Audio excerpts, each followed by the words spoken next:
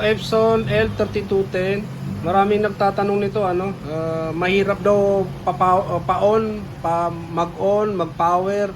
Ayan, kaya ito nakasaksak sa yan, try natin. Nakasaksak niya ngayon yan, try natin on. Ayan ayaw nga Ayan, ayaw.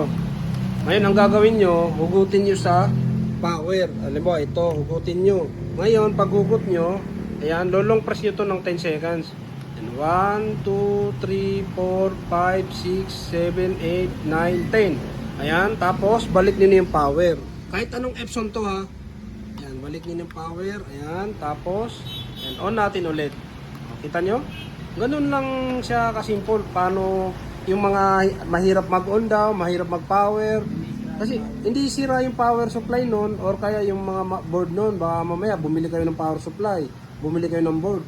Hindi. Ngayon kung halimbawa nagawa niyo yun, lalong press nyo, ayaw pa rin talaga. Magandang gawin, dalhin niyo po dito sa shop or sa repair shop kung malayo kayo para ma-check up bago kayo bumili ng mga parts. Diba? Ganun lang Kahit sa bahay nangyari din yun sa printer ko. Lolong press ko lang din. Tapos 10 seconds. Kapag ayaw pa rin, pwede nyo i-try. 15 seconds. Yan. Tapos saka nyo lagay ulit. Yun, ganun lang. 3210, 3110, lahat, kahit anong Epson yan. Yun, huwag niyo pong kalimutan i-like, i-share yung ating video. Maraming salamat.